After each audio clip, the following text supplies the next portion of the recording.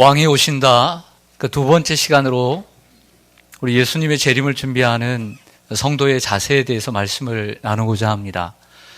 사도 바울이 제2차 선교여행 당시 성령의 이끌림을 받아 아시아에서 에게해를 넘어 유럽, 그리스 땅으로 가게 됩니다. 빌립보를 지나 데살로니가에 도착을 했는데 원치 않게 유대인의 방해로 3주간밖에 복음을 전할 수가 없었습니다. 한 달째 되지 않는 기간이었지만 하나님의 놀라운 크신 은혜로 데살로니가 성도들은 진심으로 복음을 받게 되었고 큰 환난 가운데서도 그 믿음을 지키며 또 자신의 마음속에 떨어진 믿음의 씨앗들을 고이 간직하고 신앙생활을 해갔습니다.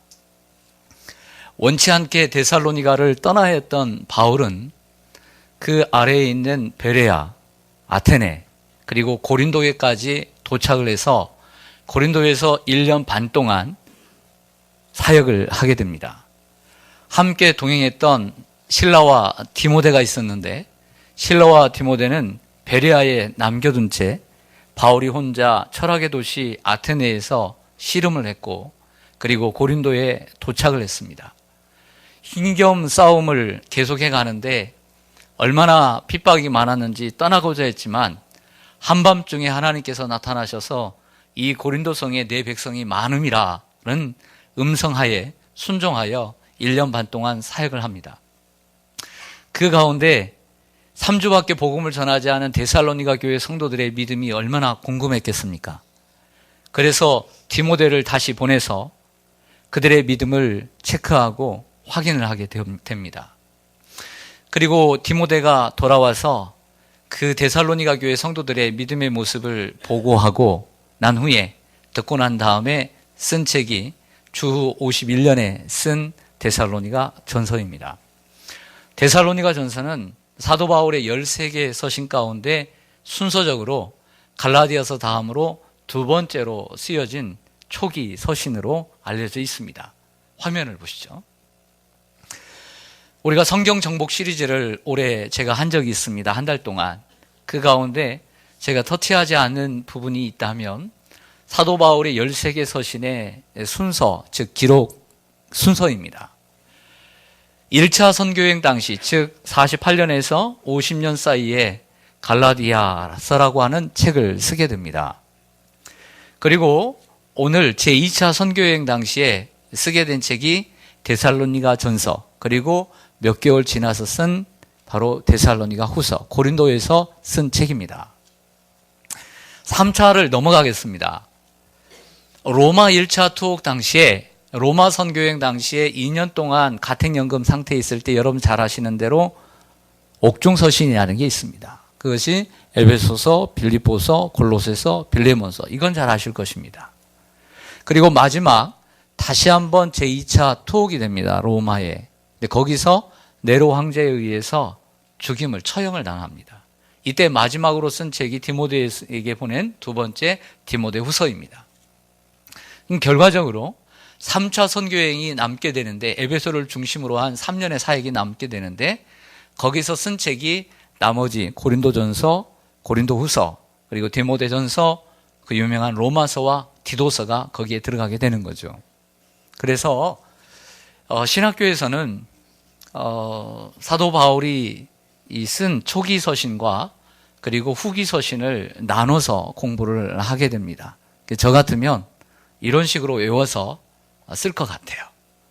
그래서 어려운 건 뒤쪽으로 두고 갈라디아서를 앞에 두고 두 번째 2차 선교여행 때 데살로니가 전후서, 그리고 로마 선교여행 옥중서신은 잘하니까 뒤로 두고 마지막에 디모데후서는 마지막에 썼으니까 최후에 두고, 그리고 세 번째로 나머지 서신들을 3차 선교여행에 두게 되면 13개의 순서가 정확하게 떨어지게 되는 것이죠. 여러분들도 그렇게 이해를 하시고 암기하시면 도움이 되겠다라는 생각을 합니다. 결국 데살로니가 전서는 디모데가 돌아와서 고린도에 있는 사도 바울에게 데살로니가의 형편을 얘기하고 그것을 들은 후에 쓴 책이 되는 것이죠. 오늘 성경 데살로니가 전서 2장, 3장을 좀 보겠습니다. 여러분들의 성경을 없는 분들은 옆에서 좀 같이 좀 봐주시기 바랍니다.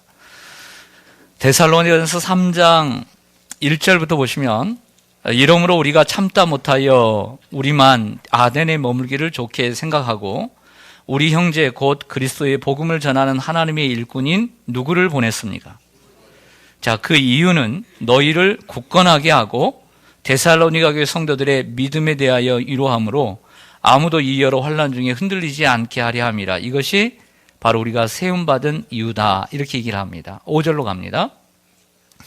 이러므로 나도 참다 못하여, 왜 참다 못하여라는 말을 1절과 5절에서 할까요? 그만큼 데살로니가 교회 성도들의 믿음의 상태가 궁금했던 거예요.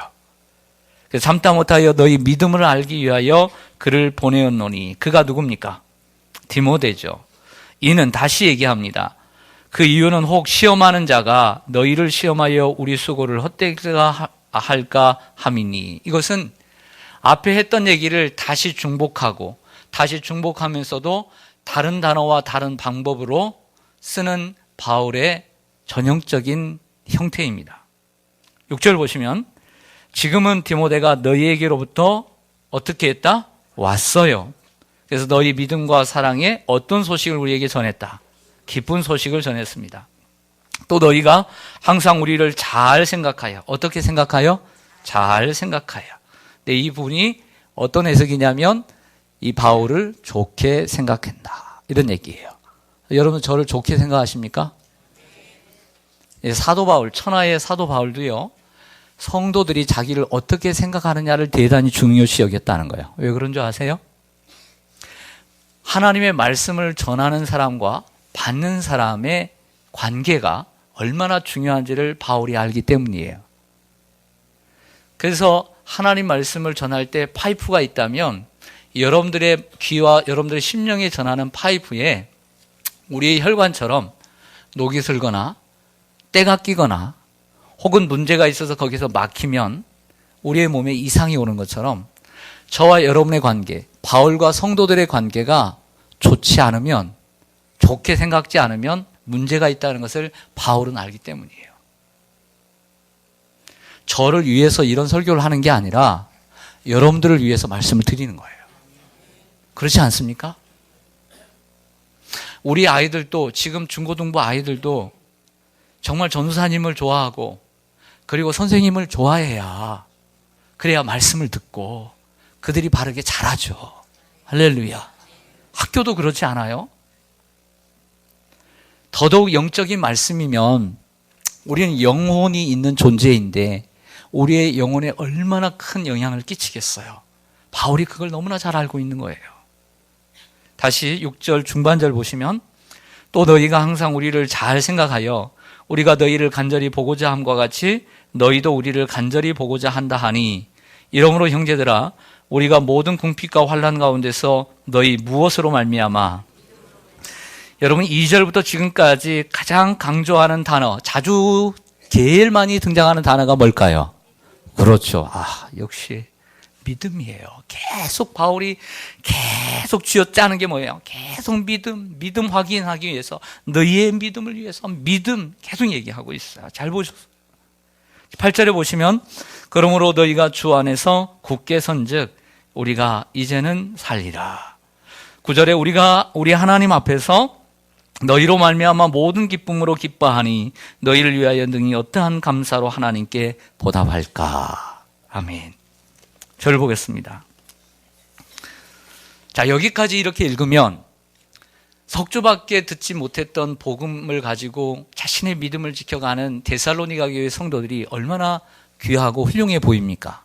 문제가 없어 보이죠. 그런데 그렇지 않아요. 역시 신앙의 연조는 있는 거예요. 무시할 수 없는 거예요. 10절 이하로 내려가면 바울의 상반된 내용과 기도가 나옵니다. 이를 통해서 재림을 준비하는 성도의 자세라는 말씀을 드리고자 합니다. 첫째로 사도 바울은 이렇게 얘기합니다. 견고한 믿음으로 재림을 준비해야 한다. 따라서 하겠습니다. 견고한 믿음.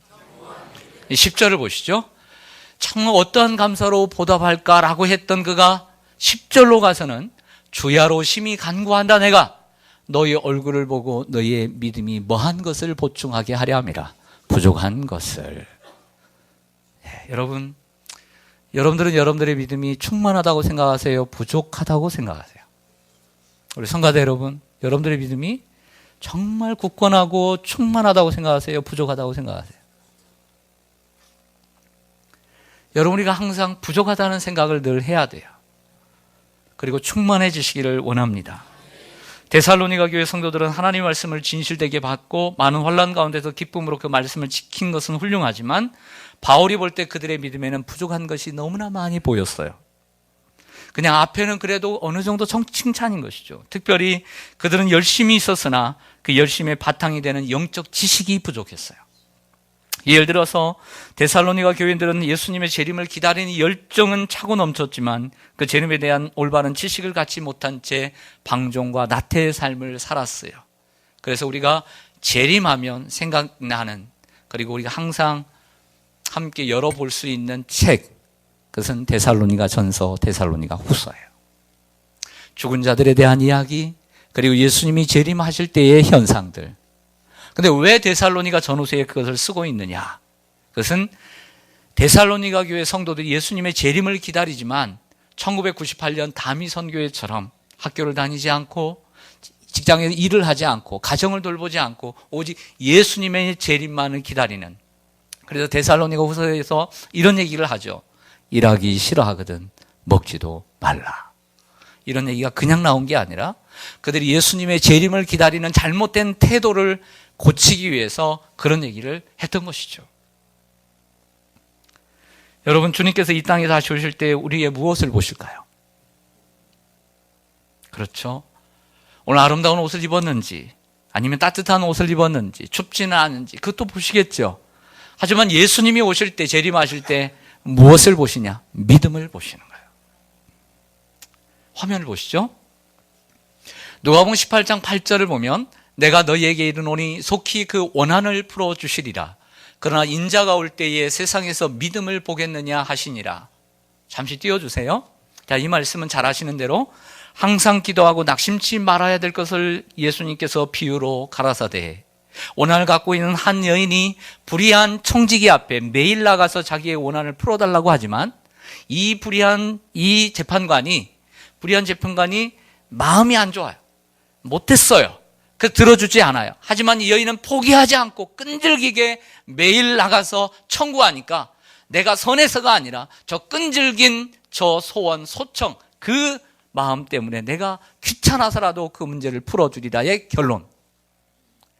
속히 그 원한을 풀어주시리라. 그러나 인자가 올 때, 인자는 예수님이 자신의 이름을 이야기할 때만, 자신을 얘기할 때 사람의 아들이라는 말로 겸손하게 인자라는 칭호를 씁니다. 세상에서 무엇을 보겠느냐? 믿음을 보겠느냐? 묻습니다. 믿음을 보겠다는 얘기일까요? 안 보겠다는 얘기일까요? 그렇죠. 이것을 부정어법이라고 얘기합니다. 부정사를 사용함으로써 더 긍정을 강조하는 단어. 그래서 16년 동안 이 성경을 일상의 언어로 번역한 요즘 피터슨의 메시지라고 하는 책을 보면 오늘 이 말씀을 이렇게 해석을 했습니다. 속히 그 원한을 풀어주시리라. 이 말씀을 그분은 질질 끌지 않으실 것이다. 그러나 인자가 다시 올 때에 그처럼 끈질긴 믿음을 이 땅에서 얼마나 찾을 수 있겠느냐. 믿음을 보신다는 것을 강조하는 것입니다. 그러나 사실 우리가 살고 있는 시대는 끈질김이 없는, 인내가 점점 사라지는 초스피드의 시대입니다. 그래서 직장에 나가서 일을 해도 굼뜨고 그리고 느리고 그런 사람들을 좋아해요, 안 좋아해요? 좋아해요, 안 좋아해요? 안 좋아하죠. 이렇게 잘하세요. 그래서 느리고 그리고 굼뜬 사람들은 인정받기가 어려워요. 참 직장 생활하기 힘든 시대가 되었어요. 여러분, 100m에 10초 안에 뛸 필요가 있을까요, 없을까요? 우리가. 그렇죠. 누구만 필요할까요?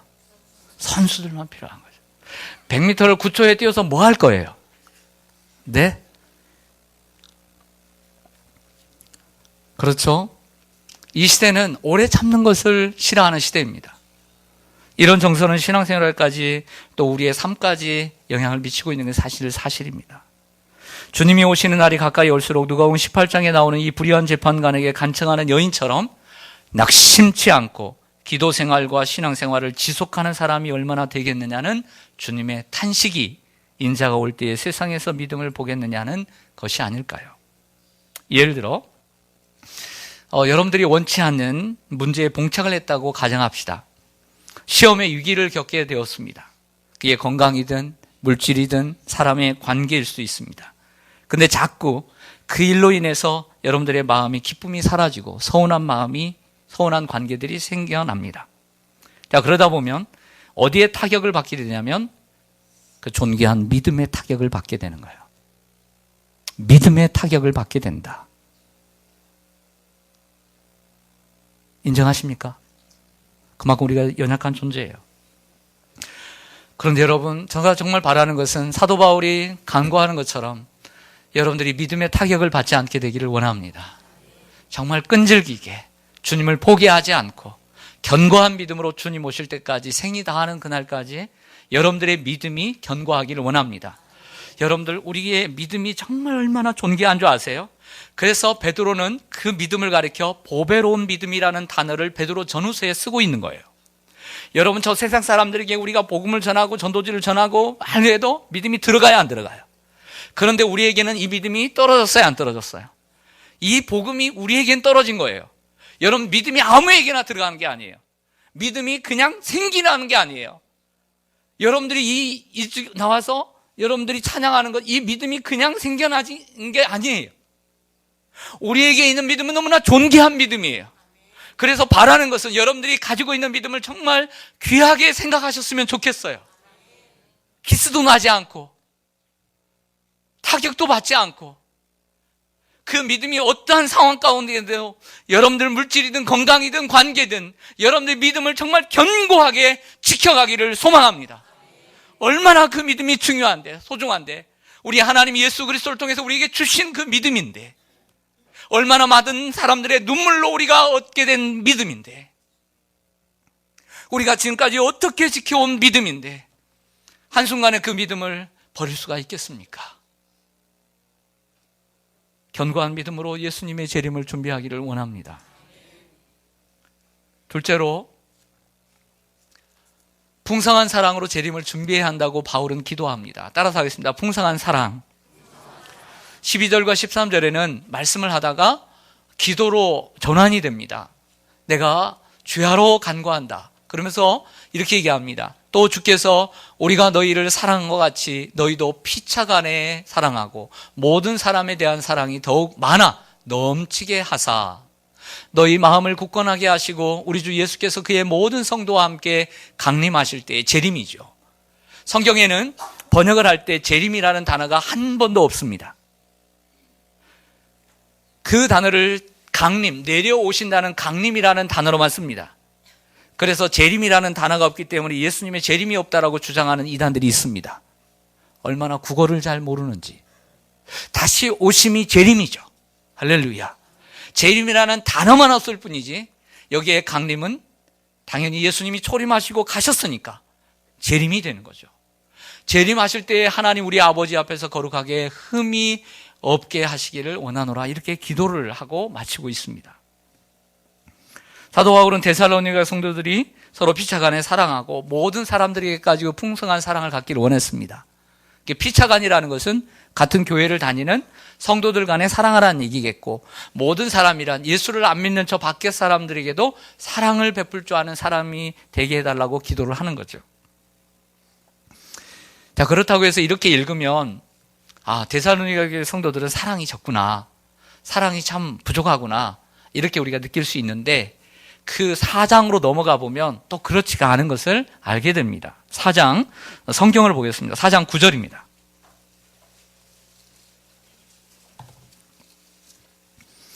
4장 9절 보시면 형제 사랑에 관하여는 너희에게 쓸 것이 있다 없다. 없다는 말은 잘하고 있다는 거죠. 너희들 자신이 하나님의 가르치심을 받아 서로 뭐함이라? 사랑함이라. 너희가 온 마게도냐 그리스 전 전역의 모든 형제에 대하여 이것을 사랑을 실천했다. 형제들아 권하노니, 그러나 이게 중요합니다. 따라가겠나 더욱 그렇게 행하고. 절 보시죠. 데살로니가 교회 성도들이 사랑이 없는 것처럼 보이지만 4장으로 넘어오면 그렇지 않음을 압니다. 지금 잘하고 있다 이거예요. 하지만 더욱 그렇게 사랑을 행하라고 말씀을 하고 있다는 거죠. 예수님께서 말세에 대한 마지막 때에 대해서 예언하는 마태복음 24장을 보면 이렇게 말씀합니다. 불법이 성함으로 많은 사람의 사랑이 식어지리라.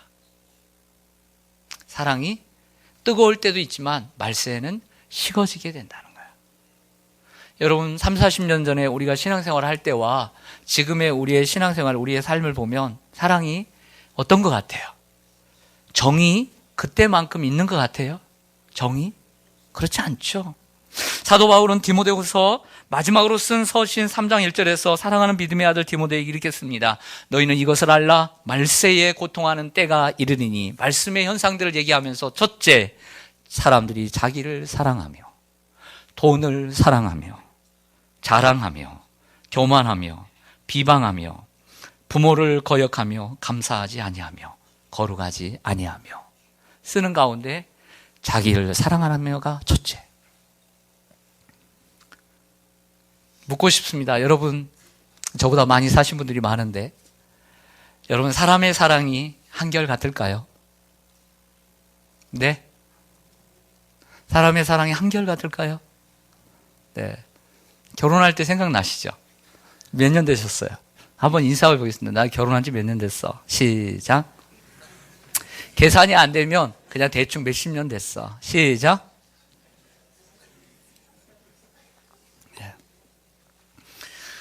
네. 자, 우리가 결혼한 지 몇 년 됐다. 사실은 자랑스럽게 얘기하거든요. 근데 정말 자랑할 만한 그런 결혼 생활인지는 잘 모르겠고, 일단 하나 오래된 건 일단 자랑하려고 우리가 합니다. 근데 여러분들 결혼할 때 그 신랑과 신부를 맞이했던 그 마음과 30-40년, 50년 지나고 난 다음에 여러분들의 마음이 어때요? 대답을 안 하시죠. 일부는 대답 잘 하시던데. 일부는. 안 계시니까. 한결같아요? 지금 그 사람 같으면 결혼하겠어요? 그렇죠. 네. 제가 형제간을 생각해 봤어요. 한 부모에게서 난 형제고 자매예요. 아무 일 없을 때는요, 얼마나 사랑하는지 몰라요. 하루가 멀다 하고 전화하고요, 서로 찾아가고요, 챙겨주고요. 그 형제가 사랑하니까 조카도 눈에 밟혀가지고요, 뭐 먹으려면 그 조카까지 챙겨주고요. 좋은 것을 함께 나눕니다. 그런데요, 이 형제 간에 자매 간에 이해 문제, 뭔지 아시죠? 이해 문제가 딱 생겨나면 가까운 이웃보다도 못해요. 연락도 안 해요. 찾아가지도 않아요. 자, 사랑이 한결같나요? 하물며 피로 맺은 형제도 이런데 성도 간에 좋은 일이 있을 때는 친형제보다도 더 가깝습니다. 어떨 때는 언니, 이 담임 목사가 싫어하는 거 알면서도 언니 이렇게 부르고, 분명히 집사님, 권사님 부르라고 했는데도 부르는 건 뭐 제가 없을 때 부르는 건 뭐라고 안 해요. 브리스길라가 많이 부른다는 건 알아요. 완전히 나쁘게 생각지는 않아요. 좋죠. 언니, 동생 좋잖아요. 얼마나 좋아요. 예, 그런 관계 괜찮습니다. 그러나 내 눈에는 띄지 말라. 근데 동생, 형님 얼마나 좋아요. 그런데요, 이해 문제라도 한번 생기면요, 걸리면요, 금세 서운해지고 멀어지는 게 성도입니다. 99가지를 잘해도요, 한 가지에 걸리면 사람의 사랑이 식어지는 건 시간 문제예요.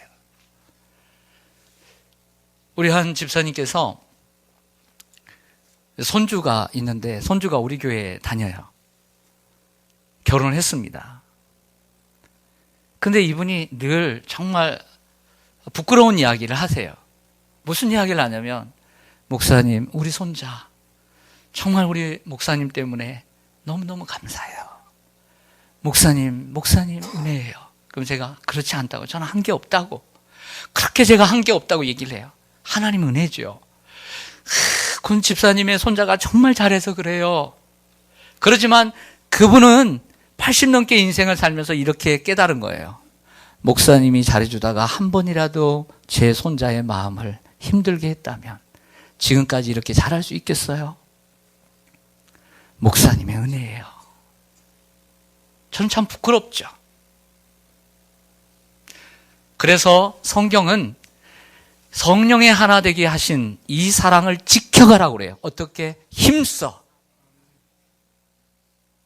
사랑하는 성도 여러분, 사도 바울은 이 사랑이 없는 것, 이걸 뭐라 가르쳐서 흠이라고 얘기해요. 이 말씀을 합니다. 풍성한 사랑이 있기를 원하노라. 그러나 그리스도께서 강림하실 때에 아버지 앞에서 거룩함에 흠이 없게 하시기를 원하노라. 앞뒤를 서로 이어보면 결국에 사랑이 부족하고 믿음이 부족한 것은 결국에는 흠이 있는 것이다. 이렇게 결론 내릴 수 있는 거죠. 그래서 흠이 없는 것은 늘 사랑하기를 힘쓰라는 거예요. 예수님께서 이 땅에 오실 때 우리에게 무엇을 보실까요? 어느 대학을 나왔고 어느 직업을 갖고 있고 연봉이 얼마이고 그리고 얼마나 넓은 집에 살고 있는지 물으실까요? 아니겠지요. 하나님을 얼마나 사랑하고 이웃을 얼마나 사랑하고 성도들을 돌아봤는지 물으시지 않을까요? 마태복음 25장 예수님의 마지막 세 가지 비유가 나오는 장입니다. 마지막 때에 대한 비유. 첫 번째로 열처녀 비유, 두 번째로 달란트 비유, 세 번째는 양과 염소의 비유. 세 번째 이야기를 해보겠습니다. 왕이 다시 와서 심판하는데 오른쪽에는 양과 같은 사람을 앉힙니다. 왼쪽에는 염소의 사람들을 앉힙니다. 그리고 말씀합니다. 이 오른쪽 사람들에게 얘기하죠. 내가 줄일 때에 너희는 내게 먹을 걸 주었고 목마를 때에 마시게 했고 나그네 되었을 때 영접했고 헐벗었을 때에 옷을 입혔고 병들었을 때 나를 돌봐주었고 옥에 갇혔을 때에 와서 보았다. 너희는 하나님 나라를 상속할지어다. 이런 말 들으니까 이 양들이 너무너무 부끄러운 거예요. 예수님한테 별로 한 게 없는데 그래서 묻습니다. 우리는 그런 일을 한 적이 없는데요. 너무나 과합니다. 너무너무 감사합니다. 그러니까 이렇게 얘기합니다. 근데 반대편에 왼편에 있는 이들에게 이야기하죠. 너희들은 똑같이 얘기합니다. 너희들은 내가 줄일 때에 먹을 걸 주지 않았고 목마를 때에 마시게 하지 않았고 내가 옥에 갇혔을 때에 찾아와 주지 않았고 내가 헐벗을 때에 옷을 입히지 않았으니까 너희는 하나님 나라에서 멀다. 이렇게 얘기합니다. 그러니까 이 왼편 사람들이 뭐라고 얘기하냐면 우리가 그런 적이 언제 있습니까? 언제나 예수님을 잘 섬겼습니다. 그랬더니 예수님께서 아니다 하시면서 이 지극히 작은 자 하나에게 하지 아니한 것이 곧 내게 하지 아니한 것이다. 이렇게 결론을 맺습니다. 사람들은 보통 이렇게 생각합니다. 사랑하는 것이 쉽다. 정말 여러분 사랑하는 것이 쉬울까요?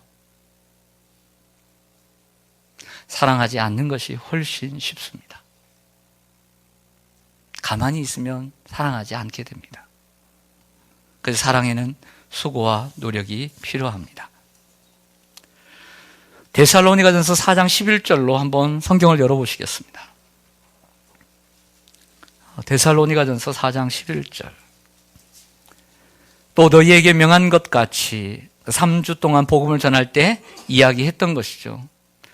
조용히 자기 일을 하고, 따라가겠습니다. 조용히 자기 일을 하고 너희 손으로 일하기를 힘쓰라.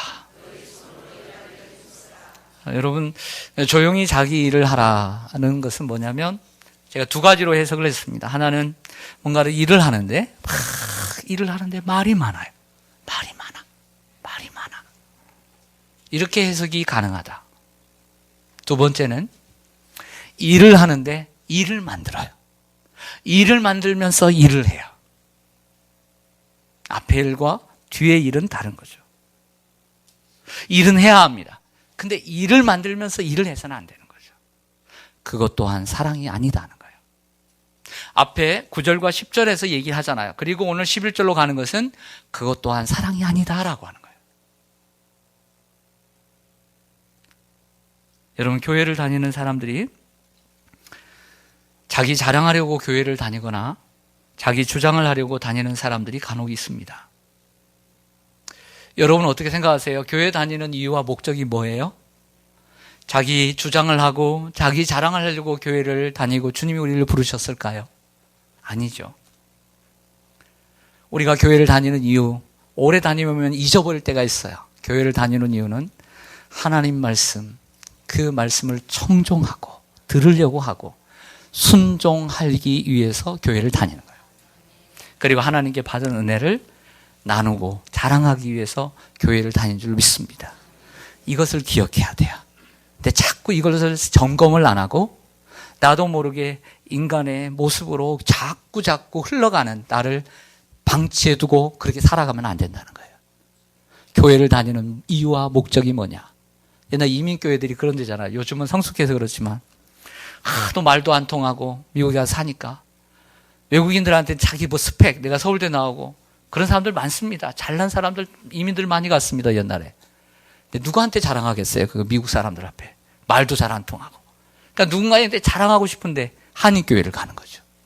그러니까 한인교회를 가서 말이 통하는 사람들 앞에 내가 한국에서 이런 사람이었다라고 얘기하고 자기 주장하려고 하고 자기 역할을 하려고 하니까 제대로 된 목사님 앞에서 통하지 않는 거예요. 제대로 된 목사님은 그게 복음이 아니다. 그게 성도의 자세가 아니다라고 얘기하니까 교회를 나가게 되죠. 떠돌게 되는 거예요. 그게 이민교회였다. 요즘은 모르겠습니다. 옛날에 돌던 얘기들입니다. 지금은 그렇지 않겠지만. 말씀을 마치겠습니다. 2000년 전에 이 바울의 말씀이 오늘 2000년이 지났음에도 불구하고 너무나 살아있는 말씀처럼 느끼지 않으세요? 정말 하나님이 얼마나 위대하시고 그리고 또 바울이 얼마나 정말 훌륭한지를 다시 느낄 수 있는 본문이 아닐까요? 2000년이 지났는데도 어떻게 그 세상이나 지금 세상이나 이렇게 똑같을 수가 있을까? 우리 예수님을 준비하는 성도들, 재림을 준비하는 성도들, 흔들리지 않는 견고한 믿음, 여러분들의 고귀한 그 믿음을 꼭 고이 간직하기를 바랍니다. 그리고 그 여러분들의 사랑이 문제 앞에서 작아질 수가 있어요. 큰 사랑이었는데 점점 문제와 사건 속에서 내 사랑이 자꾸 작아져서 세상도 사랑할 수 있는 그런 사랑이, 이웃을 사랑할 수 있는 사랑이, 성도들을 사랑할 수 있는 사랑이 문제와 사고와 사건 속에서 자기만을 사랑하는 사람으로 좁아지는 경우들을 보게 됩니다. 믿음은 간직하고 사랑은 넓혀가는 이러한 모습이 우리 가운데 필요하리라고 믿습니다. 기도하겠습니다.